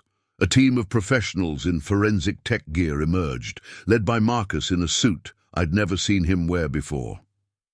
"Federal Cybersecurity Task Force," he announced loudly, holding up credentials that made Thomas Green's face go pale. "Everyone stay exactly where you are. This property is now under federal investigation." The timing was perfect. The neighbors who had gathered to watch my supposed downfall were still there, recording everything on their phones. Barbara, who had been smugly narrating my crimes to anyone who would listen, suddenly went very quiet. "Mr. Green," Marcus continued, his voice carrying clearly to the crowd, "I suggest you tell your men to step away from any evidence they've planted. We have the entire operation recorded in 8K resolution from multiple angles. To demonstrate his point," Marcus nodded to one of his team members, who set up a large mobile monitor right there in my front yard. The screen flickered to life, showing crystal-clear footage of Green's men planting evidence throughout my house just minutes earlier. "This is ridiculous," Thomas sputtered, but his confidence was cracking. "We have authorization from the HOA board to commit federal crimes," Marcus interrupted, signaling another team member who switched the footage to show yesterday's meeting at Barbara's house. The audio was perfect, every word of their conspiracy clearly audible to the growing crowd. Barbara tried to slip away, but Marcus's team had already secured the perimeter. "Mrs. Whitmore, I suggest you stay. You'll want to be here when we discuss your role in using HOA authority to facilitate a criminal surveillance and data trafficking operation." The neighbors' phones were all out now, recording every moment of this reversal. Someone was already streaming it live on the community Facebook group. This wasn't just an exposure, it was a public execution of their entire corrupt operation. Marcus's team moved with practiced efficiency, securing the planted evidence while documenting everything. The forensic techs were particularly interested in the forged documents Thomas had discovered in my office. "Interesting technique," one tech commented loudly, examining the papers. "Same counterfeit watermarks we found in that Miami HOA fraud. A case last year. I guess someone didn't learn their lesson," Thomas finally snapped. "This is all a setup. She's the one who's been spying on everyone. We have proof." "You mean this proof?" Marcus pressed a button, and the outdoor display showed footage of Thomas and Barbara's husband attempting to break into my house days earlier. "Or perhaps you'd like to explain these?" The screen split to show dozens of clips of their harassment campaign, each one time-stamped and crystal clear. The crowd had grown larger. People were emerging from their houses, drawn by the commotion. Many were residents who had been victimized by the HOA's aggressive tactics, now watching their tormentors squirm. "For the past 3 months," Marcus announced to the assembled crowd, We've been building a case against a sophisticated criminal enterprise operating under the guise of HOA authority. Today's attempted frame-up was the final piece of evidence we needed. He turned to Thomas. Mr. Green, your security company isn't just conducting unauthorized surveillance. You're selling resident data to foreign entities. That makes this a matter of national security. The color drained from Thomas's face. Behind him, his security team was already dropping their equipment and backing away, wanting no part of federal charges. Barbara made one last attempt to salvage the situation. This is all a misunderstanding. The board was just trying to save. It for your trial, Mrs. Whitmore. Marcus cut her off. We have 3 months of documented evidence, including your meetings with data buyers, your coordination with corrupt police officials, and your use of HOA authority to facilitate criminal activities. The mobile display kept cycling through evidence. Footage of their late-night property invasions, audio of their planning sessions, documentation of their data-selling operation. Each new revelation drew gasps from the crowd. Mrs. Richardson's. Cameras didn't come down 3 days ago, Marcus explained to the stunned audience. They evolved into something far more sophisticated, something that finally caught these people in the act. As his team led Thomas and Barbara away for questioning, Marcus turned to me with a subtle wink. Ready to show them what a real security system looks like? The trap hadn't just sprung, it had snapped shut with the force of a steel vault. And we had an audience for every moment of their downfall. The aftermath was swift and devastating. Within hours, the entire green security operation was being dismantled.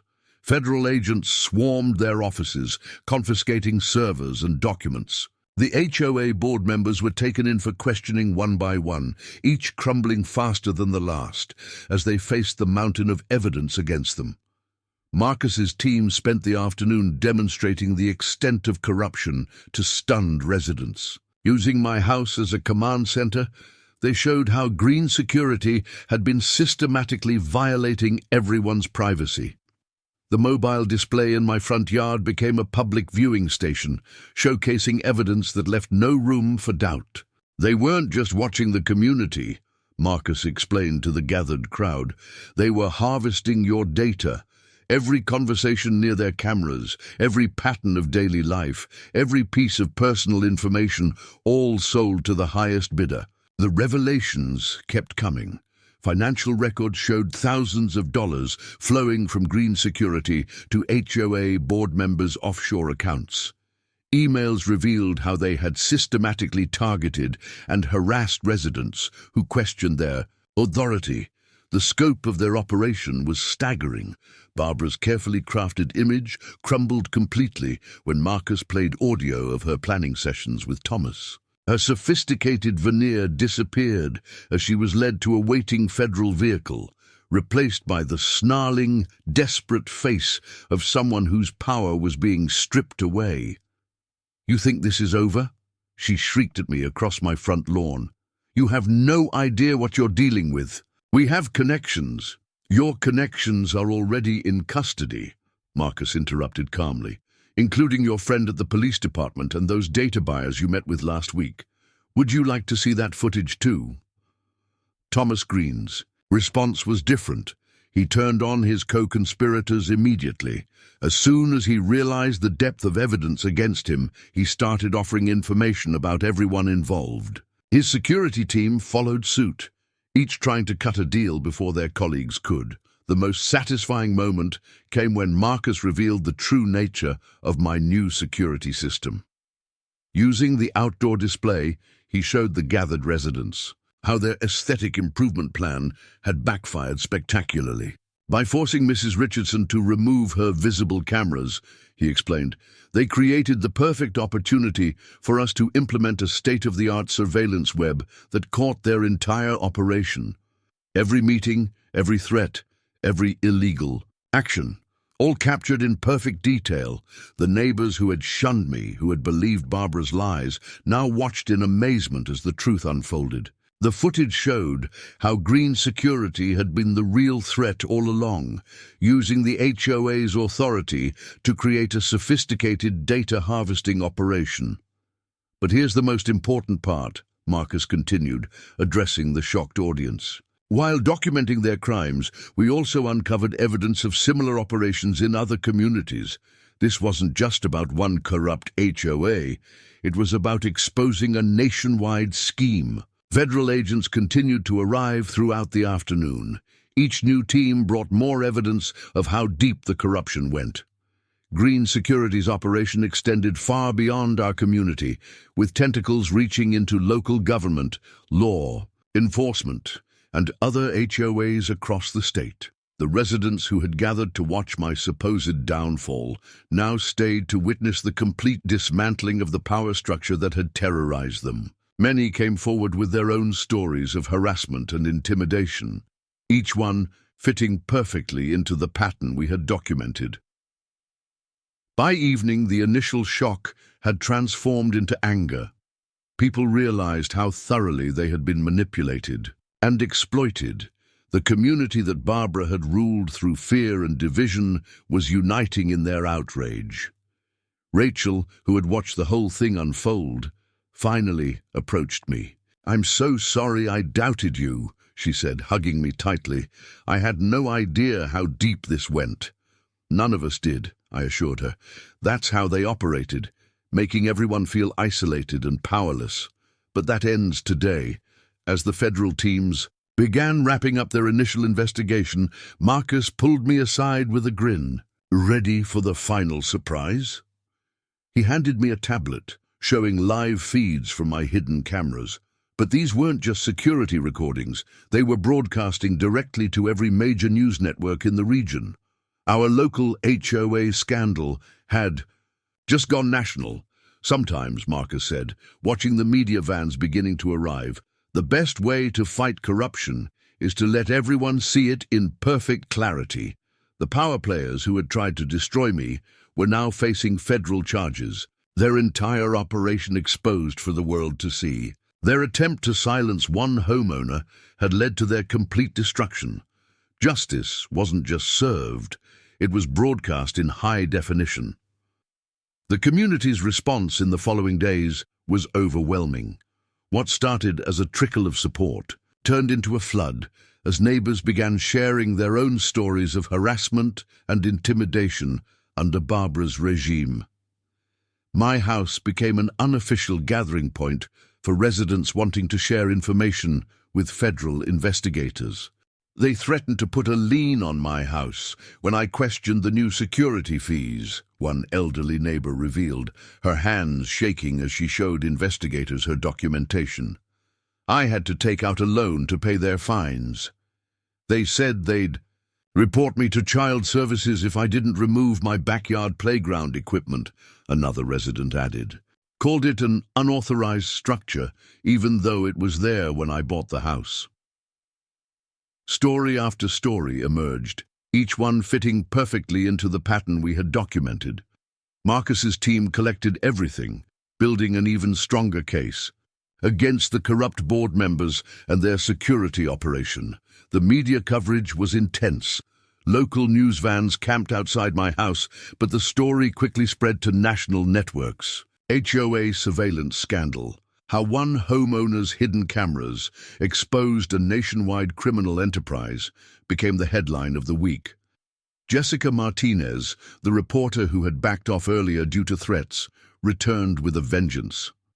Her in-depth investigation, combined with our evidence, revealed connections between Green Security and similar operations in dozens of other communities. "This isn't just about one corrupt HOA," she explained in her primetime exposé. "It's about a systematic abuse of power that's been happening across the country. HOAs are being used as cover for sophisticated surveillance and data collection operations. The impact rippled through other communities. HOA boards across the state faced sudden scrutiny from residents who recognized the same patterns of behavior. Security companies with ties to Green's operation found themselves under investigation, But the most profound change happened right in our own neighborhood. The sense of fear and isolation that had dominated our community dissolved almost overnight. Neighbors who had barely spoken to each other for years came together, sharing their experiences and supporting one another. Rachel organized a community meeting, not in the clubhouse where Barbara had ruled, but in her own backyard. Over 50 residents attended, many speaking publicly for the first time about their experiences under the corrupt board. "We can't let this happen again," one resident declared to enthusiastic agreement. "We need real transparency, real oversight." The meeting evolved into a grassroots movement. Committees were formed to review the HOA's bylaws and financial records. Residents with legal and accounting backgrounds volunteered their expertise to help restructure the organization.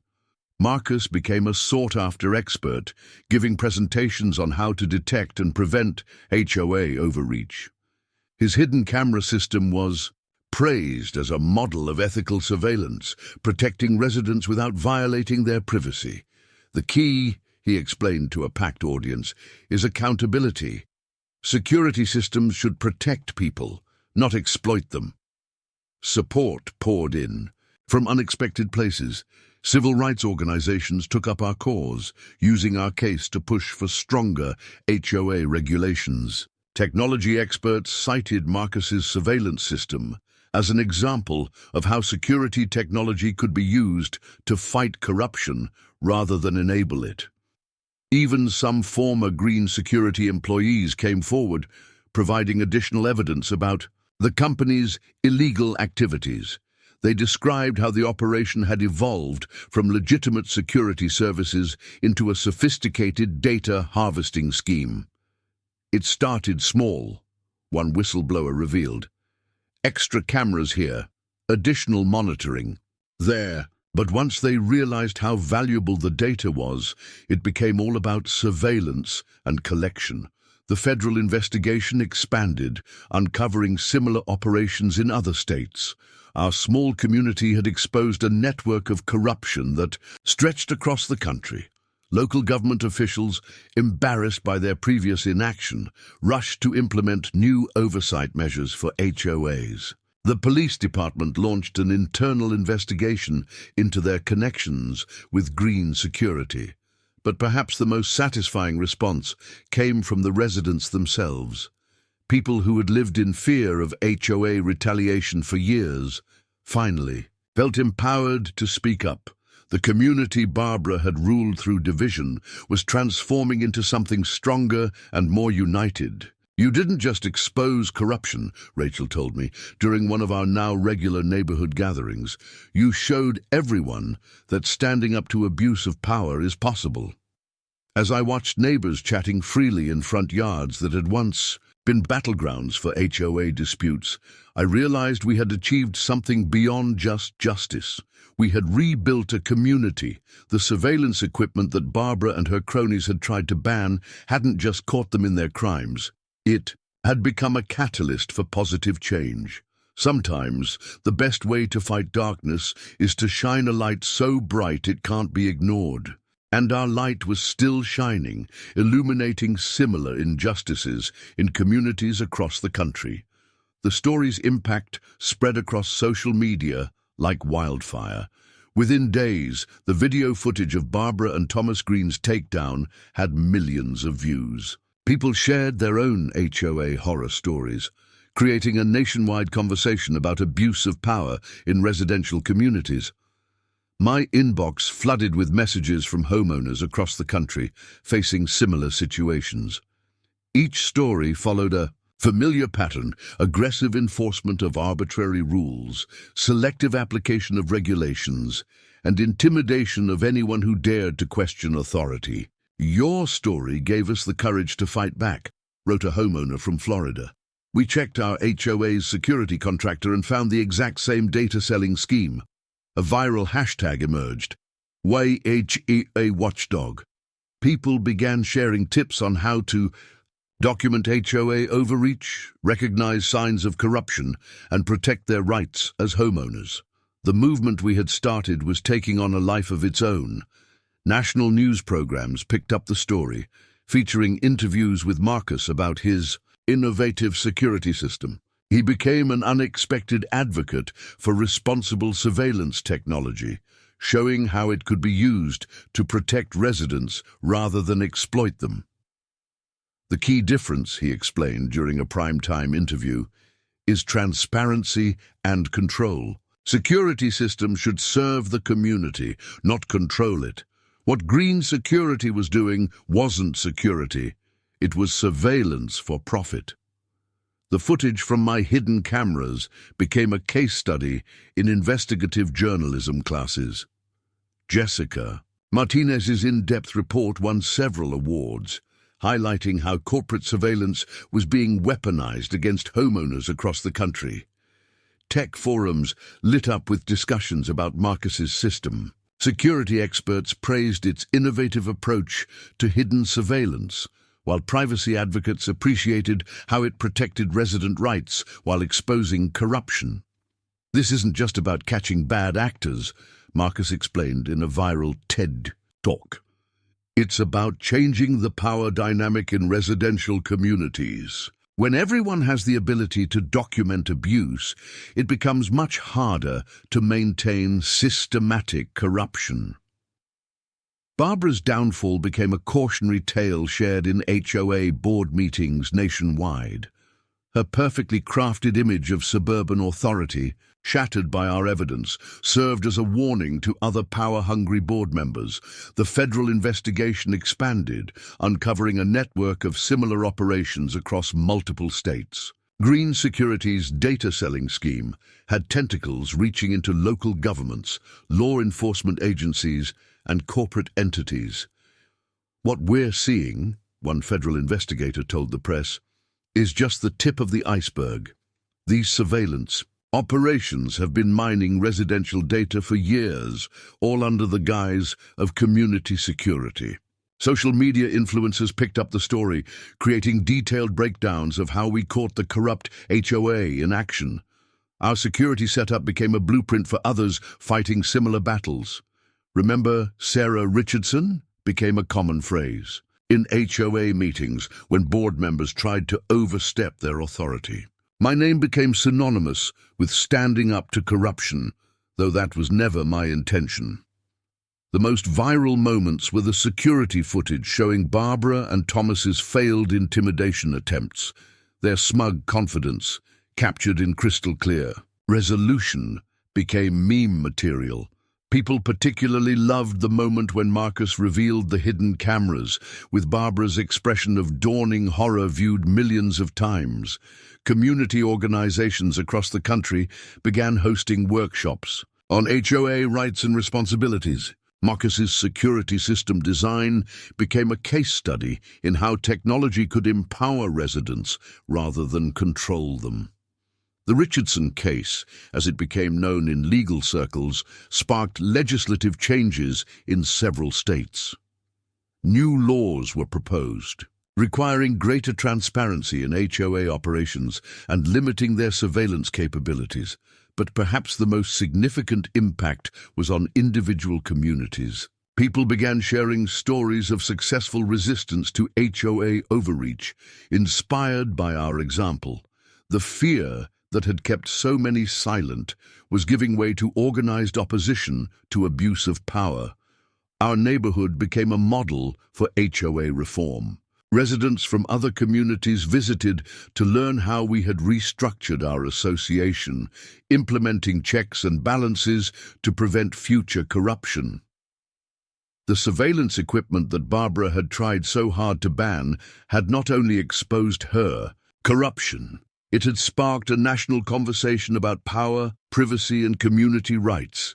Sometimes the biggest changes start with one person refusing to back down. As Marcus liked to say in his increasingly frequent public speeches, they wanted to ban her cameras. Instead, they created a movement. The story continued to spread, each new share and repost adding to the growing wave of resistance against HOA abuse. What started as one homeowner's stand against corruption had become something much larger, a template for fighting back against institutional power abuse. And it all started because they tried to ban my cameras. The changes in our community were profound and lasting. 3 months after the exposure of Barbara and Green Security's operation, our neighborhood had transformed into something none of us could have imagined. The formal reforms started with a complete restructuring of the HOA system. The new board, elected through a transparent process overseen by an independent committee, implemented a series of groundbreaking policies. First, they established a resident oversight committee with rotating membership, ensuring no single group could consolidate power. Security measures had to be approved by a supermajority of residents, with full disclosure of all contracts and connections. "We're creating a template for HOA reform," explained our new board president, Dr. Maria Rodriguez, a retired civil rights attorney who had previously been one of Barbara's targets. "Everything from budget decisions to rule enforcement now requires complete transparency and community input." The physical changes in our neighborhood were equally dramatic. The oppressive green security cameras came down, replaced by a resident-controlled security system designed by Marcus.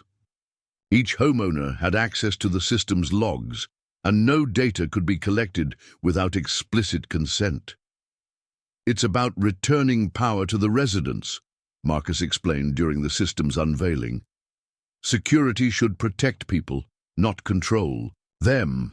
But the most significant changes were in how we related to each other. The fear and isolation that had characterized Barbara's regime gave way to genuine community engagement. Neighbors who had avoided each other for years now gathered regularly for community events and open discussions about neighborhood issues. Rachel's backyard became an unofficial town hall, hosting weekly meetings where residents could voice concerns and suggest improvements. The tension that had pervaded every HOA meeting under Barbara was replaced by collaborative problem-solving. "We're not just fixing a broken system," Rachel observed during one meeting. "We're healing a community that was deeply traumatized by abuse of power." The reforms extended beyond just governance. The arbitrary and often discriminatory rules that Barbara had used to target residents were replaced with clear, fair guidelines developed through community consensus. The massive fines and aggressive enforcement tactics were abolished. "The goal is to support our community, not police it," Dr. Rodriguez explained. "We want people to feel safe and respected in their own homes." The impact on property values surprised everyone. Rather than declining, as Barbara had always threatened, home values in our neighborhood actually increased. Real estate agents began highlighting our reformed HOA as a selling point, advertising our community as a model of democratic governance and resident empowerment. "People are specifically looking to buy here because of our new system," one agent reported. "They want to live in a community where homeowners have real rights and protections." The story of our transformation continued to attract attention. Documentary filmmakers visited to chronicle our journey from oppression to empowerment. Civil rights organizations studied our reforms as a model for combating institutional abuse of power. Marcus's security system became a case study in ethical surveillance technology. He received requests from communities across the country wanting to implement similar resident-controlled security measures. "What happened here wasn't just about catching corrupt officials," he explained to a group of visiting HOA reform advocates. "It was about fundamentally changing the power dynamic in residential communities." The federal investigation into green security led to broader reforms in the security industry. New regulations were proposed to prevent private security companies from collecting and selling resident data. Our case was cited as evidence of the need for stronger oversight. Barbara's conviction, when it finally came, was almost anticlimactic. She pleaded guilty to multiple federal charges, along with Thomas Green and several other conspirators. The sentencing judge cited the extraordinary breach of community trust in handing down substantial prison terms. But perhaps the most meaningful change was in the everyday life of our community. The fear that had kept people isolated in their homes gave way to genuine neighborly interaction. Gardens that had been battlegrounds for HOA disputes became gathering places for community events. "We're not just neighbors anymore," Rachel remarked during a community celebration marking the one-year anniversary of the exposure. "We're a real community, looking out for each other." The surveillance equipment that Barbara had tried to ban hadn't just caught her in the act, it had catalyzed a complete transformation of our community. Her attempt to silence one homeowner had led to the empowerment of an entire neighborhood. As I watched children playing freely in yards that had once been subject to Barbara's rigid control, I realized we had achieved something beyond just justice. We had created a model for how communities could govern themselves with transparency, fairness, and genuine concern for all residents. The cameras that Barbara had called an eyesore had become a symbol of something powerful, the ability of ordinary people to stand up to corruption and create lasting change. 1 year after Barbara's attempt to ban my cameras, I stood in my front yard, looking at where my old security cameras used to be. The visible ones were long gone, but Marcus's sophisticated hidden system remained, now part of a broader network of resident-controlled security measures that protected our community without infringing on privacy. "Hard to believe it's been a year," Rachel said, joining me with a cup of coffee. We had made it a tradition to have morning coffee together, something that would have been impossible under Barbara's reign of surveillance and suspicion. The changes in our community were more than just structural or organizational. They were deeply personal. Neighbors who had once hurried past each other, afraid of being reported for some minor infraction, now stopped to chat. Gardens that had been policed for unauthorized plants now bloomed with variety and creativity. "Remember when Barbara tried to fine Mrs. Chen for having the wrong shade of roses?" Rachel laughed. "Now look at her garden." Mrs. Chen's front yard had become a neighborhood showcase, a riot of colors and species that would have given Barbara an aneurysm. It had won several local gardening awards and was featured in a magazine article about our community's transformation. The old HOA office, once Barbara's fortress of power, had been converted into a community center, where threatening notices and violation reports once filled the walls. There were now bulletin boards covered with neighborhood event announcements and children's artwork. Marcus's security innovations had gained national recognition. He was regularly invited to speak at conferences about ethical surveillance technology and community-controlled security systems. His design had been implemented in dozens of other communities, always with the same core principle: protection, without oppression. The key was never the technology itself, he often explained. It was about putting control back in the hands of residents. The federal investigation sparked by our case had led to major reforms in HOA regulations across the country. Barbara and Thomas Green's conviction set legal precedents that made it easier for other communities to fight similar corruption.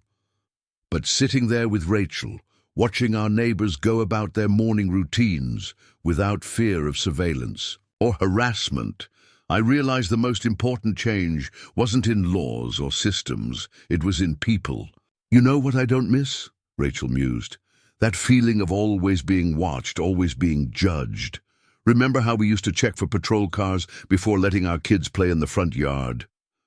Those days seemed like a distant nightmare now. Children rode bikes freely on sidewalks that had once been no-go zones. Residents personalized their homes without fear of arbitrary fines or retaliation. The evening community gatherings that had started as resistance meetings during the crisis had evolved into regular social events. People who had lived next door to each other for years without really knowing one another were now close friends. "It's ironic," Marcus commented during one such gathering. "They tried to ban your cameras to maintain control, but ended up losing everything because of hidden ones." The story of our community's transformation had become a symbol of hope for others fighting similar battles. We regularly hosted visitors from other HOAs, sharing our experience and helping them develop their own reform strategies. But the most satisfying moment came when a young family moved into Barbara's old house. Instead of the fortress-like appearance she had maintained, they painted it in warm colors and planted a wildflower garden in the front yard. "We chose this neighborhood specifically because of its story," the new owner told me. "We wanted to live in a community that had proven it could stand up to corruption and create real change." Looking back, the attempt to ban my cameras had been about so much more than security or aesthetics.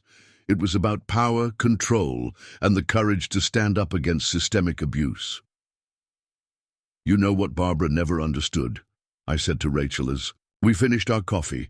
"Real security isn't about surveillance and control. It's about community, trust, and looking out for each other." She nodded, watching as neighbors waved and called out greetings to each other across formerly silent streets. She tried to turn us against each other, but ended up bringing us closer together.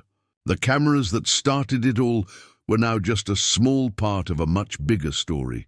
A story about how one act of resistance could spark a movement, how a community could reclaim its power, and how the very tools meant to oppress could become instruments of liberation. As I headed inside, I glanced at the spot where my old doorbell camera used to be. Sometimes the best victories aren't just about winning the battle, they're about transforming the entire battlefield. Barbara had wanted to ban my cameras. Instead, she had helped create something far more powerful, a true community, united against corruption and dedicated to protecting each other's rights and dignity. That was a security system no HOA could ever take down. Up next, you've got two more standout stories right on your screen. If this one hit the mark, you won't want to pass these up. Just click and check them out.